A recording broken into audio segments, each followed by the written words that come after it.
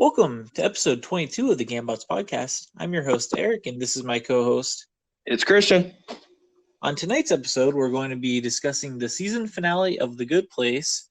I recently read the run of The Superior Foes of Spider Man. Christian watched the movies Birdbox and The Kid Who Would Be King.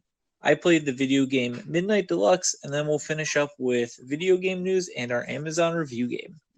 But first, Christian, you got to see the season finale of Good Place. I did, yes. What'd you think of it? It made me cry tears, and I won't ever forgive it for that. Yeah, it was a surprisingly emotional season finale. It's a little bit of a twist, but the past two seasons have had pretty huge twists. So I was surprised they went with a more straightforward season finale. Yeah, I've enjoyed so far how they've managed to make each season its own unique thing. So, like in the first, you're dealing with the kind of the sneaking around storyline, and in the second one, you're dealing with more sneaking around, but Michael's involved now too. And then in 3, they're all on Earth. So, I was excited to see how they were going to shape up season 4 to be once again like its own unique situation, and I wasn't disappointed. Like this isn't where I saw it going, but I'm excited about it. Yeah, and just full disclosure before we get too far into it, I think this is going to be a spoiler discussion here because it's hard to talk about the season finale without that. So to our listeners, if you don't want to hear any spoilers about it, you'll want to fast forward to the next segment. Yes. So yeah, I'm with you. I was really surprised by this one because, I'm very curious where they're going to take next season because season 1's twist ending was that they're actually in the bad place, and they set up the second season to be repeating it. And then at the end of season 2, they set up the third season appears to be they're going to go back on Earth and see if they can be good people. But that storyline only goes for 2 or 3 episodes. And then season 3 is something completely different as to what I thought it would be. So I'm really interested to see where they're going to go with season 4. Yeah, I agree. And I'm liking the setup so far. I like the idea of repeatability in an experiment as part of like the integral part of this next season. Like, oh, it worked once.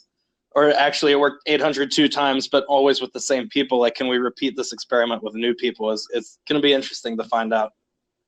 Yeah, it's going to be really interesting. And one thing that I think is a little bit of a gloss over is I don't understand why necessarily the humans have to be involved in this experiment because the bad place did not send the worst people on Earth. They just sent over humans who are the worst placements for the main cast. So I'm curious, like, if Michael just ran that like a normal experiment and didn't have them involved, would you have the same issues that we ran into with Chidi's ex-girlfriend being sent and the blogger who really annoys Tahani? Yeah, it's true. I don't know why they have to be involved either. I guess the crux of it is that Chidi has to be there to be the ethics teacher. That makes sense.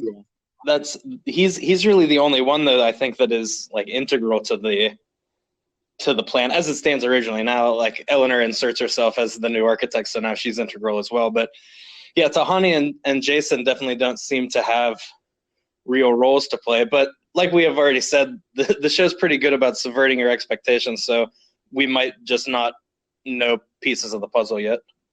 Oh yeah, for sure. And one of the biggest things that has impressed me with this season or really the series as a whole, is the growth of Eleanor. How she starts out almost every season to some extent as a dirtbag, and then by the end of this season, she's running what's basically a supernatural experiment, trying to save the world for the good place, and showing how much she's grown as a person, especially with her relationship with Chidi and everything like that. It's been a real joy to watch her character progression. Agreed. And she's also in an interesting place compared to the other 3, whereas she's the only one of them who knows the complete history. Because in this season, she was like her memories were restored of all of the reboots and things, so she knows what they've been through every time. Yeah, and actually, now that I'm thinking about it, she's also the only one from season 2 who passed the judge's test. Remember, the other characters all failed? Yeah, that's true. Like, she's the only one who's actually showed the initial growth, but I think she's grown past the other members. As you can see in this season, Chidi at the very end falls apart when, what he wasn't expecting happens with his girlfriend coming, and Tahani reverts back to being petty when she interacts with the blogger. But Eleanor, acted with poison grace when Chidi basically left her to erase his memory. Yeah, that was it was rough. And Jason, always has good ideas. His asking Chidi about if he'll remember eating pizza with him, and then if just he'll remember pizza was, oh my god, that line of dialogue was great. Will I remember the concept of pizza? Like, yeah, bud. All right. Well, it's not all bad then. Man, Jason's so good. I feel like they should have used him more for this episode. I was thrilled to see Derek and Mindy come back, even if each of them really only had one or two lines. I love Derek so much. Oh my gosh. Every scene they had him drinking a different drink, but it was just a glass filled with lemons or olives or whatever. That was amazing. Yep. Getting myself a fancy drink. It was like a martini glass full of Reese's Pieces. Yeah.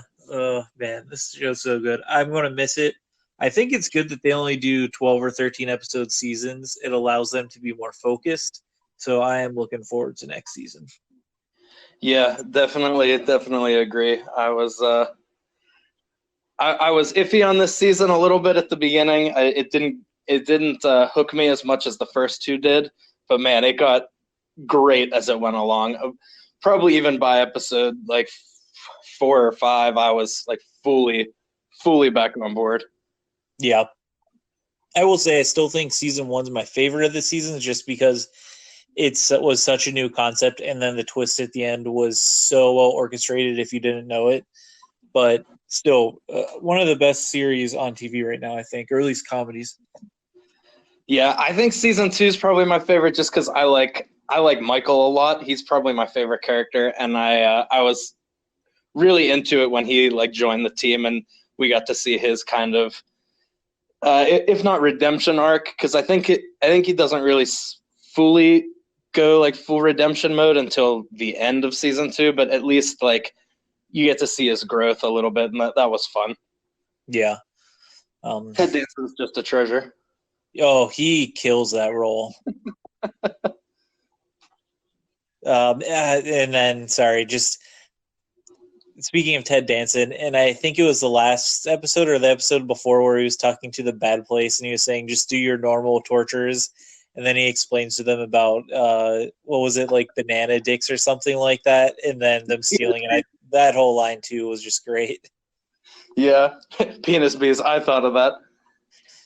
Well, yeah, that's right. One other thing I'll say is I go back and forth on Nicole Byer, but I thought she was a delight in the episode that she was in this season. What character did she play?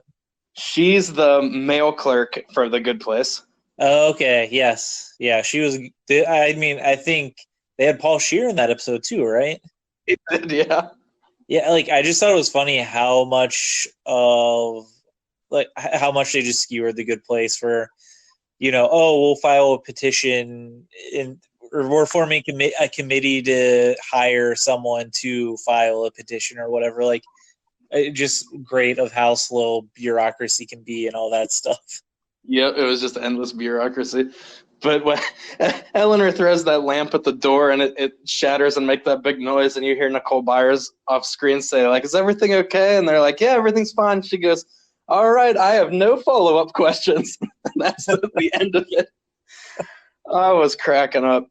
So yeah, I would love to see her come back as a little recurring character like Mindy and Jason kind of. But yeah, I'm gonna be waiting with bated breath for season 4.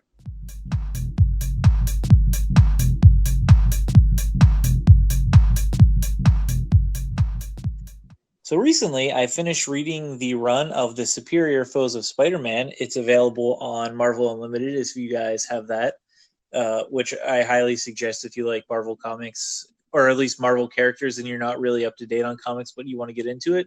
It's either $10 a month or $70 for a year-long subscription, and you get to read a ton, like hundreds or thousands of Marvel's backlog. I think it's well worth it.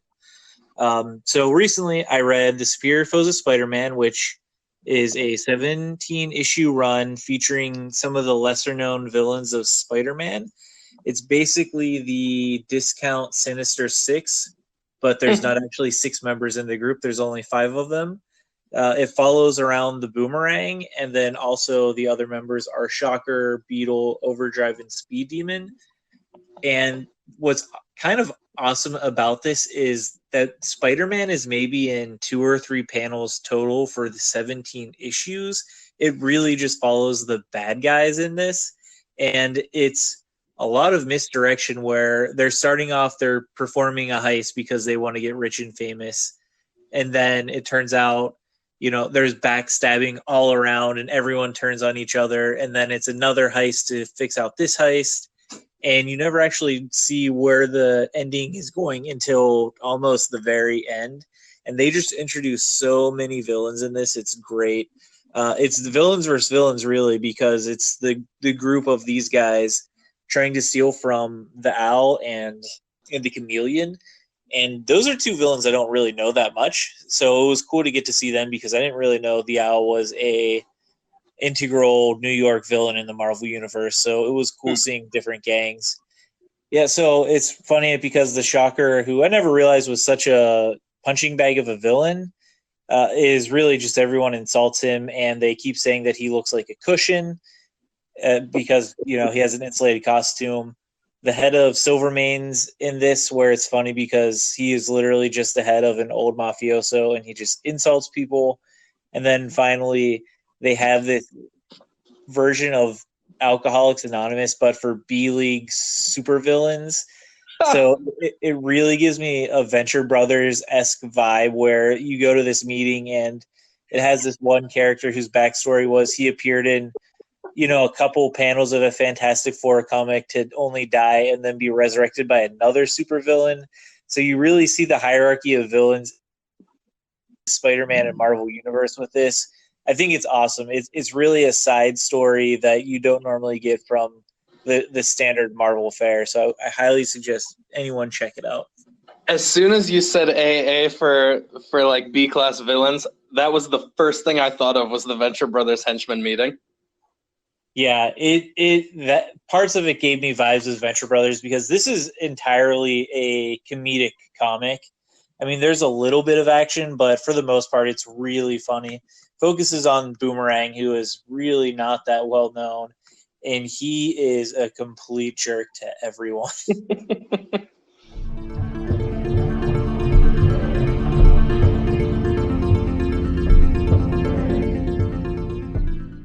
So this week, Christian, you watched Birdbox, the Netflix original film. It's had a very aggressive marketing campaign. What did you think of it? I liked it for the most part. So I had this downloaded I had this downloaded onto my phone for my trip. I ended up not watching it on the plane, but I did watch it in an Airbnb that had no internet, so it came in handy eventually. So it was a way to spend an evening, if nothing else. It was an interesting story. It was just a little unsatisfactory at the end. I don't really want to give anything away because it is still newish, but I was not very fulfilled when it came to a conclusion, and it doesn't seem like a movie that's setting up a sequel, so it's not like this is going to be like the beginning of this epic story. I think it's just a one-off. I would have just liked a little more world building than I got, I guess is what I'm saying. On the whole, it was an interesting concept. The plot is essentially, for anyone who hasn't seen it, that something starts appearing all around the world, and it's invisible, but if you see it, it makes you kill yourself, basically. So it reminded me at first of The Happening, where the trees made everybody want to kill themselves for some reason. But it's done a lot better than that. It stars Sandra Bullock. She does a very good job. It has a pretty good supporting cast of people that are like locked in this house together for a while. John Malkovich is in it, and he is good in everything, and that's this included. He was definitely the most interesting character in the story, if not the most likable. But he's always fun to watch. So I would recommend it. It's not super long. It's an easy watch. It's just you don't get answers to all the questions that you have by the end, and that bummed me out a little bit. So I know very little about this movie other than what's been in the marketing campaign. When I first saw it, it felt like it seemed like to me it was a ripoff of A Quiet Place, except instead of being able to talk, they couldn't see. Is that a fair? Am I completely wrong on that assumption? No, not completely. So it does have the same kind of a vibe. Like it has the same atmosphere of fear as Quiet Place, where like one of your senses is weaponized against you. But they can see as long as they're in the right environment. So like with a big chunk of the movie, they're locked in a house together, and they have all the windows like boarded up and newspapered over and blacked out, and all the entrances are closed off, so they know that they're safe in this house, because you're only in danger if you look at whatever it is this thing is. So as long as they know they're in like a closed environment, they can function normally. It's just when they have to go outside that they have to blindfold themselves. And so this, you say this thing, is it supposed to be one entity? Is it multiple? Is it like an air type thing? Because, I'm wondering like how this would work in practice if there's only one of these things. No, it starts, I want to say in Russia is like the first place where they hear on the news that there have been like mass suicides, and then it starts to spread from there. So it seems at first like it might be a disease or something, but then it becomes apparent that it's some kind of creature. But yeah, it's definitely not just one. They're everywhere. Okay. Interesting take on a movie. What how would you classify this? Would you say it's suspense, horror, Probably adventure? Yeah, probably suspense, because there's a few aspects of it that I'm not getting into because they are a little spoilery.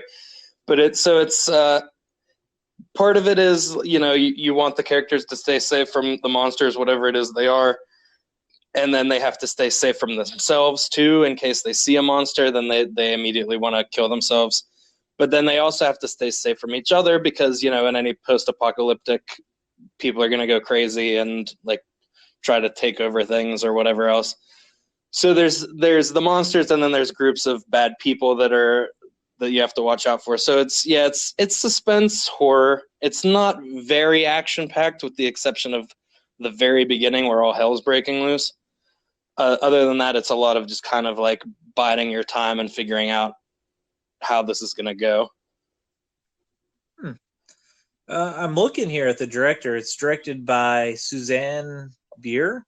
Looks like she's a Danish director and doesn't have a lot on her list. And from what it is, it seems to be a lot of romantic comedies or something along those lines. It doesn't seem like she has a lot of suspense. The only thing I'm seeing here that was actually even in English or release was a movie called Things We Lost in the Fire, which was a drama. So I'm surprised that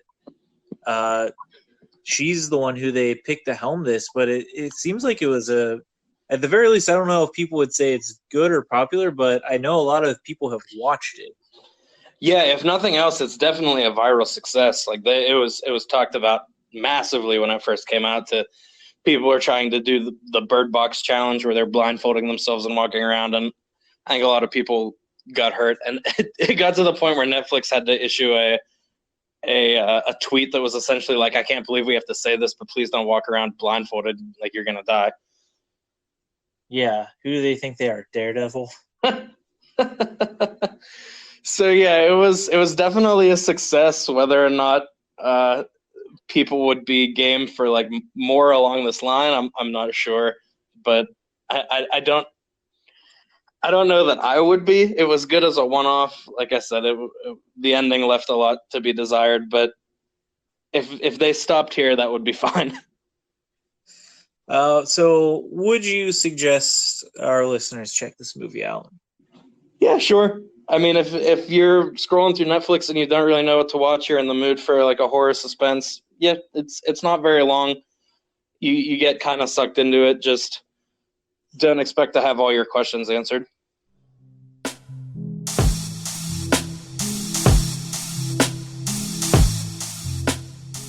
Also this week, Christian, you watched The Kid Who Would Be King.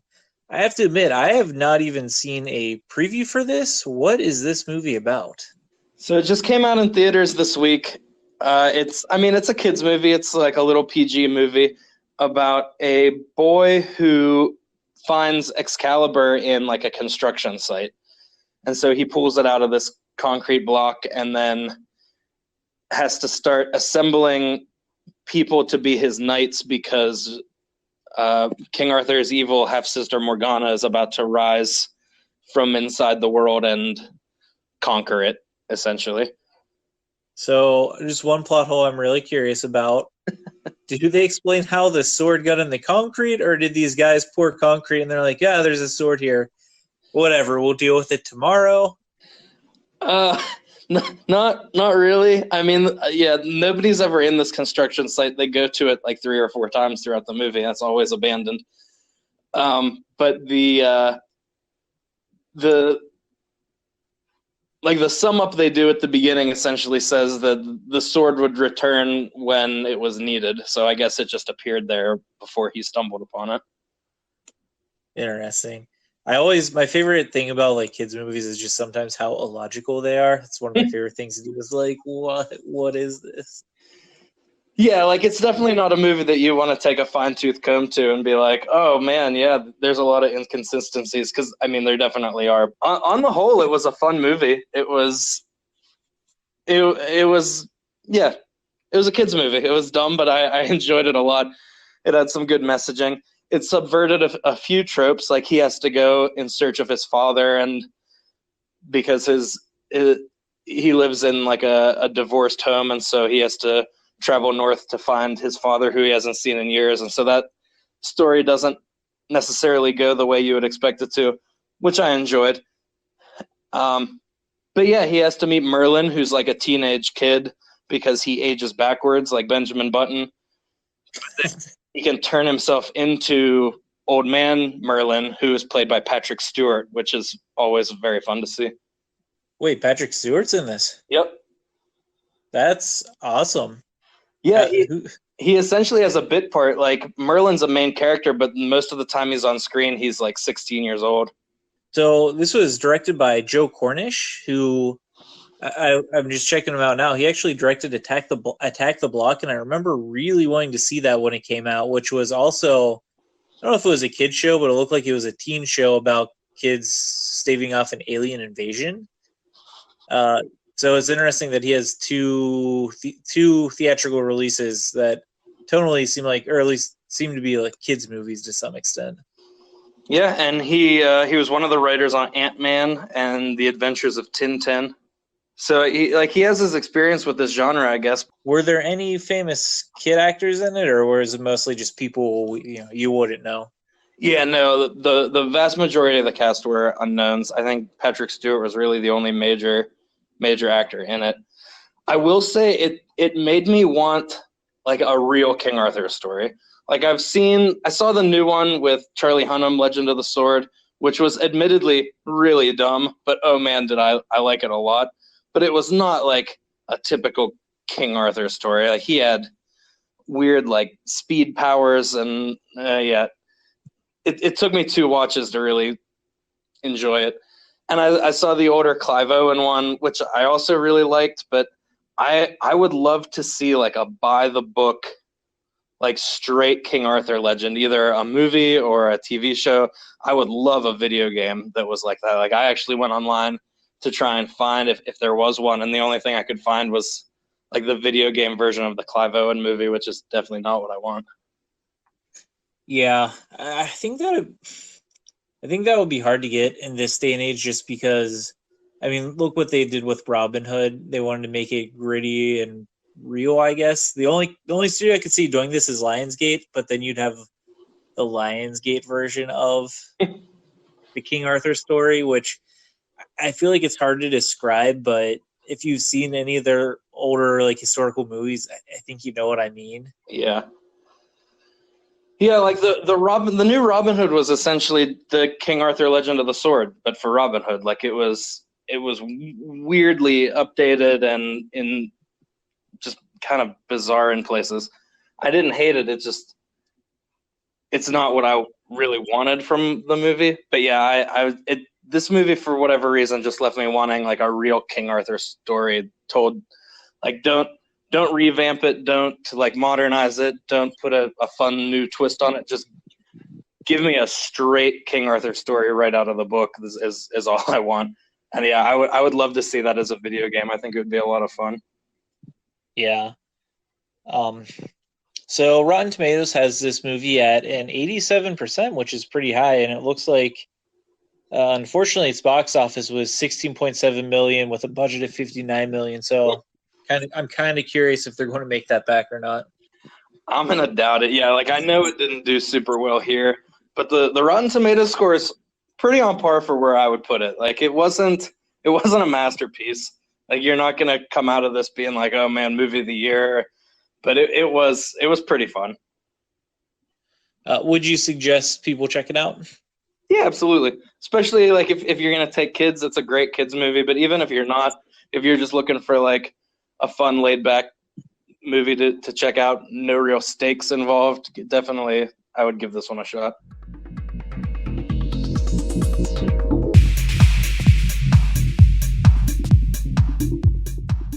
So recently, I've platinumed the game Midnight Deluxe. Now, this is a game developed by Petite Games, which I've looked at their catalog, and it seems like they're mostly known for, I don't want to say shovelware games that were on the Wii U, but they seem to be mobile games that are, at least mobile-style games that are put onto consoles. So this game is a mixture between a, golf-esque hole-in-one game and Angry Birds, where you're using a joystick to try and gauge how far you want to shoot this thing to get into a hole at another side of the stage. But the problem is the controls on it are a little janky, where it either goes, you don't have a fine control of it. It's either max or nothing and very little in between. I feel like it could have really benefited on some games, after you do a shot and you miss it, it'll show you how strong you did it or something like that, so you can adjust. And I think that really would have benefited this game. The only thing really this game has going for it is it has a really cool, creepy art style, a lot of blacks and blues. But otherwise, it seems like this was just a reuse of assets for their other game, 36 Fragments of Midnight, which was honestly all of the same stuff, except it was a platformer where you're going through a world to collect some things and then end the level. It looked almost exactly like that. So it seems like this was a pretty quick turnaround because they didn't have to create anything new for it. Another really annoying thing for this is they have maybe 3 music tracks, and every time you would restart the level to try and get a lower score, they would either restart the track you were on or go to a new track. So it was always the same, 6 or 7 seconds of beats you would hear over and over again, and that got really tiresome. Oh, yeah. This is an extremely easy game to platinum. It takes maybe an hour. You only need to go through 40 of their levels to do so. Some of these levels are actually a little bit challenging, and they took a few attempts to do. But overall, to platinum, it's not a hard game. If I was ranking these between like this and Jack and Jill DX, I would say Jack and Jill from last week is probably a little bit better of a game. I enjoyed it more. But I would also rank this as like a D level game. It's not really that good. The only reason you want to pick it up is for an easy platinum. It normally costs $5, which it's totally not worth $5. I got it on sale for $2.50, and I'd say it's more around that level. It really reminds me of a mobile game, and the only real reason I can see, like I said, is either to platinum for an easy platinum, or if you really like golf-esque shot games or things similar to Angry Birds.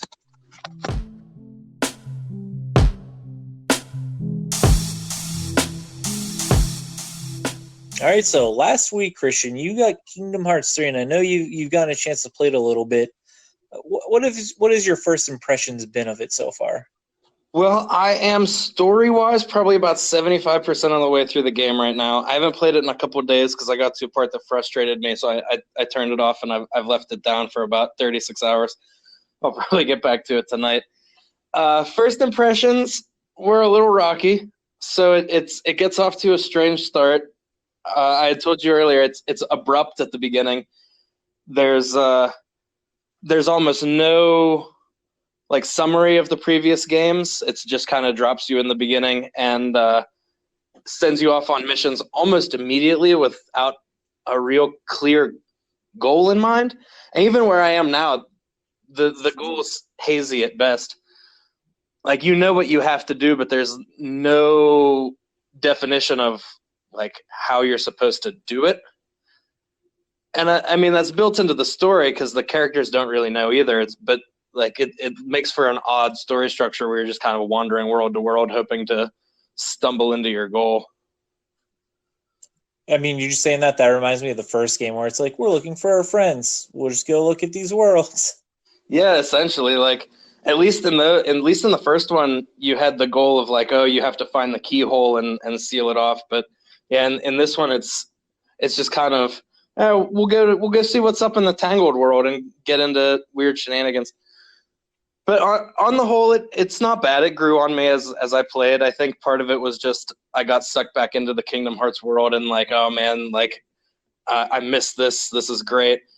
The battle structure is pretty fun once you get used to it because it's a little different.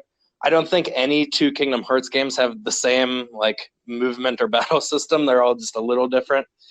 But it borrows heavily from some of the other games. Like, there's reaction commands, which were in the second, and there's like form changes, which were a big part of Birth by Sleep that I really enjoyed. It's one of the main reasons I like Birth by Sleep so much. And so I was happy that came back. One of the issues I'm having personally is just I think I might be sitting a little too far from my TV because the text is pretty small on a lot of the tutorials. So it took me a while to figure out how the battle system really worked just because I didn't want to bother reading all the tiny text. Christian, I'm not going to lie. I've never noticed this issue on previous generations, but the current one, I've had that issue on a couple games. Like The Witcher 3, the text was so small. Even like I have a 42-inch TV and I sit maybe 6 feet away. The text was so small. Like, I would get up and have to go to my television to read item descriptions, which really annoys me. There should be an option to enlarge that text. Yeah, I was looking for one to see if there was like a game resolution that I could adjust, but there wasn't. So, well, good. I'm glad it's not just me losing my eyesight. No, I think that's been a trend on at least some games this generation that I've noticed. Text has been oddly small. So yeah, there's that. But like I said, once you get into the battle system, you figure out all the commands and there's new things like flow motion and air stepping that are a little tricky to get a handle on right away. But once you get the hang of it, this battle system's pretty slick. I'm a big fan of everything except the theme park rides, which I knew were going to drive me up a wall. Well, it's good to see that. I know you had high expectations for it. I'm glad you're at least enjoying it.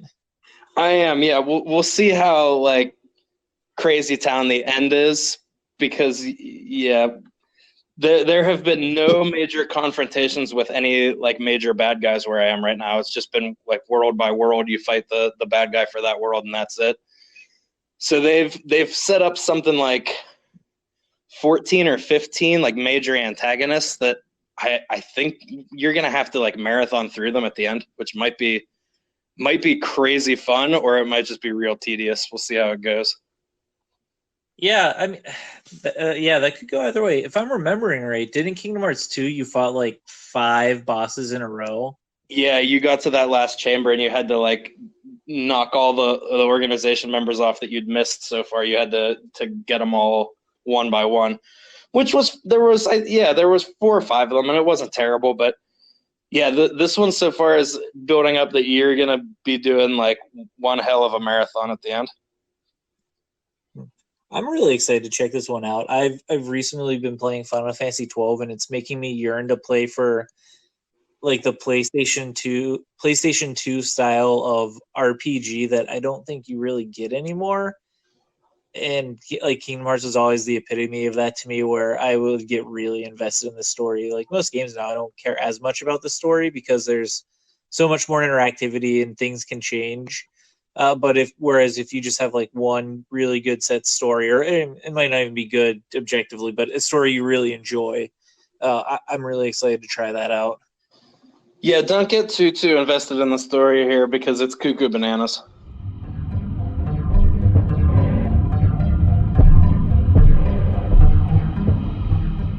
All right, so this past week, the first downloadable character in Smash Brothers Ultimate has been released. It is the Piranha Plant from Mario Brothers. I got a chance to mess around with them a little bit this weekend, and I gotta say, I am surprised with how much I actually like this character. I was a little hesitant at first, but I'm really glad that they're pulling a lot of side characters that I normally don't see in these games. Like I'm tired of there being so many Fire Emblem characters that I think are all kind of similar. The Piranha Plant is completely different.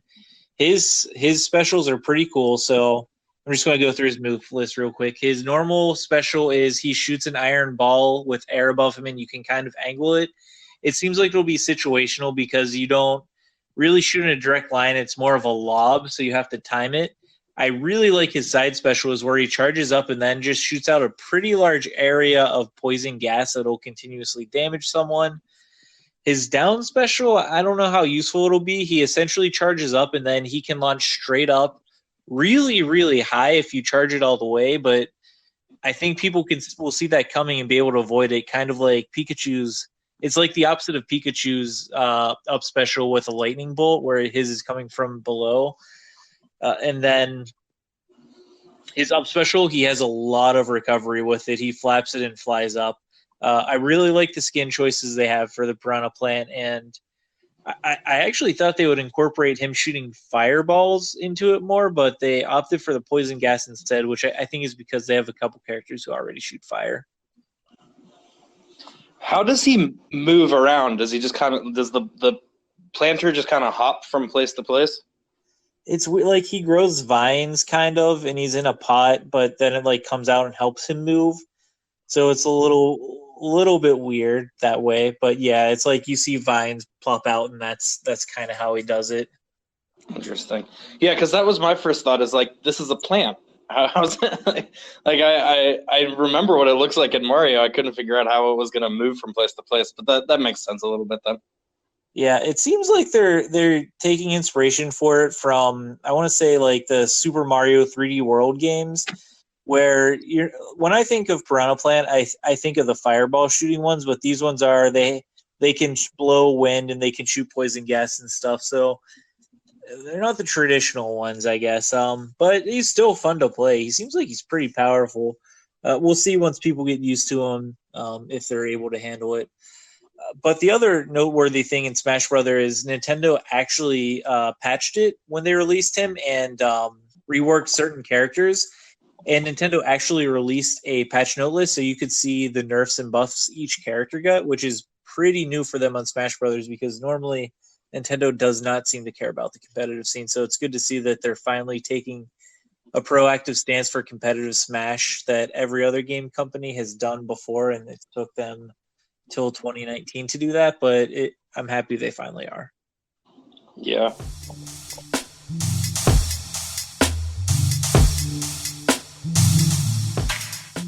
All right, guys, now it's time for our Amazon review game. Just a quick recap. I will read an Amazon review, and Christian will get 2 yes or no questions to help him guess what it is. I will read, or then he can ask for a second review. I will then read the second review. Christian will have 2 more questions, and then he can ask for a final review, and I'll read 2 more, and then he has to guess. And we're now doing a point system in it, where if Christian gets it after the first review, he gets 3 points. If he gets it after the second review, he will get 2 points, and if he gets it after the third review, he will get 1 point. Are you ready, Christian? Bring it. Yeah. If you grew up in the 80s and didn't see this movie, I suspect there are holes in your childhood. Instantly accessible to parent and child alike, Spielberg manages to take a silly story about a treasure hunt and turn it into an exciting, scary, romantic comedy about a group of outcasts coming together for a common cause. Does this movie feature a group of children? Yes. Is one of those children Sean Astin? Yes. Is this movie The Goonies? It is. Nice. I have never seen The Goonies. Really? Yep. Well, I'm sorry, Christian. I just kind of guessed you would, but I wasn't sure. It's a good movie. You should check it out. I've heard, I've gotten so much crap from so many different people every time I say it, but yeah, I don't know why. It never happened for me. Oh, it totally seems like a movie like I would have guessed you would have seen. It's good. I feel like it's probably more loved by people who are my brother's age, who was like 40, because it came out when he was a teen, but they watched it so much when I was a kid that I saw it a lot. And I think it's a really good movie, but I think maybe a little bit overrated by that decade. Like, I'm sure some movies I liked from the 90s are overrated. I overrate from the 90s, I should say. Yeah, it's one of my friend's favorite movies, and he's always perpetually disappointed in me that I haven't seen it.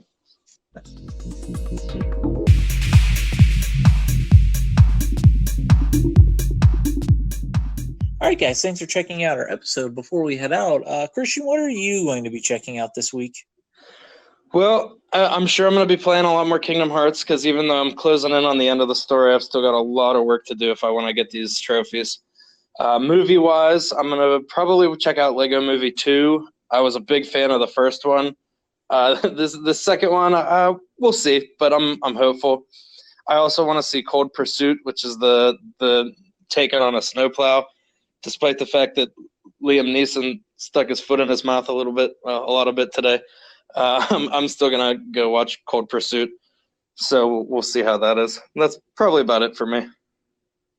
So this week, I didn't actually realize Lego Movie 2 is coming out. I love the first one, so I might go try and see that, and I really still want to see Glass, so maybe I'll get to see one of those. I don't know. The big one I'm going to be doing this week is finishing up my platinum of Final Fantasy XII, the Zodiac Age. I have almost 100% of the game. I have all the hard stuff out of the way. The last things I need to do are go kill 3 more monsters, and they're just normal monsters in the game that I missed to complete a bestiary. I need to get every concurrence, which is RNG based, so that's going to be really annoying if I can't get that. Hopefully I can get without too much trouble, and if not, it's going to be annoying. And then I just got to finish the game. This past weekend, I was so pumped. I've never fully 100% in Final Fantasy 12. I've played probably 85% of it, but never did these last things. So in the new one, they have this area called trial mode where you have to go through 100 levels fighting everything really that Final Fantasy 12 has to offer.